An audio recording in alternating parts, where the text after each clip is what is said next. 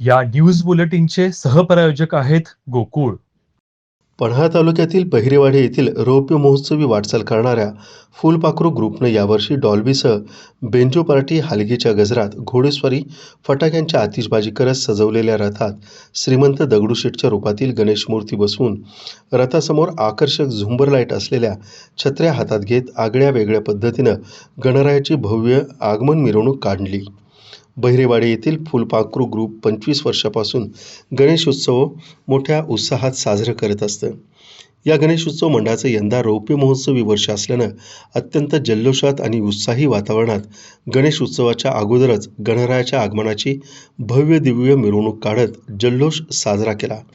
या भव्य मिरवणूक सोहळ्याचा प्रारंभ आमदार डॉक्टर विनय कुरे यांच्या हस्ते करण्यात आला. वारणा नगर येथील वारणा शेतकरी कार्यालयासमोर सुरू असलेली ही मिरवणूक तब्बल 4 तासानंतर बहिरेवाडी येथील भैरवनाथ मंदिरासमोरील फुलपाखरू ग्रुपच्या पटांगणावर पोहोचली.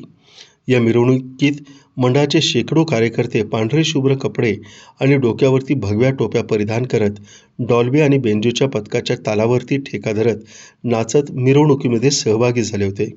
आकर्षक सजवलेल्या रथातून श्रींची मूर्ती विराजमान करत रथासमोर सजावलेला घोडा आणि सातारा अंभेरे येथील फॅन्सी झुंजार लाईटच्या छत्र्या धरल्यानं या मिरवणुकीला शाही स्वरूप आलं होतं. हे या मिरवणुकीचं खास आकर्षण ठरलं. TV नेक्स्ट मराठीसाठी वारणा नगरहून बाबासाहेब कावळे.